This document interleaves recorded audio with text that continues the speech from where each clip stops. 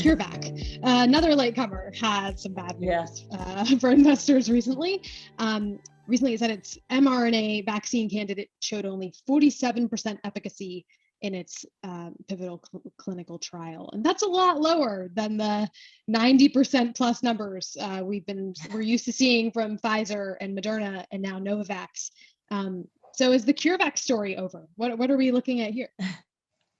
Well, it's true that, this is definitely not good news. The vaccine candidate didn't meet pre-specified criteria for success. And like even worse, one of the things they mentioned is the company can't draw a conclusion on efficacy in the 60 plus age group. And that's a pretty big deal because, the older community has been more vulnerable to coronavirus. So the vaccine really needs to work for this community. And so, this definitely is not good news. The CureVac says that the reason for all of this is the low efficacy is that they faced so many variants. They detected at least 13 variants in the study group that they looked at when they were compiling all this data. And they said that is what lowered the efficacy of the vaccine candidate. But of course, now we see that Moderna and Pfizer so far in the real world, population as they vaccinate people, they are not having much of an issue really with the variants. It seems like they're doing pretty well.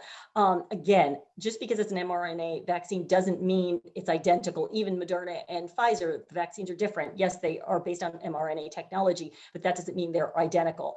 So it's possible that Moderna and Pfizer could be doing well on variants, and this other one, CureVac, is not doing as well on variants. So that's definitely a possibility. Now, CureVac is not closing the door.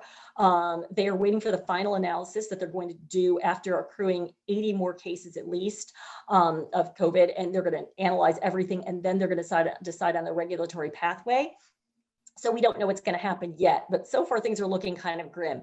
Now, the good news here is that the company is also working on a next generation candidate, and they say that this next generation candidate is different. The mRNA tech, it's still mRNA technology, of course, but it's been optimized to a greater degree. It's more stable, and they're saying that it's different than the candidate that they just reported data on. So and this one is meant to address variants. So we could have some hope on that candidate. But again, they have good preclinical data there. But I'd like to see some clinical trial data on that one before really saying, hey, this is great news, but it's something to watch. It means that we don't close the door.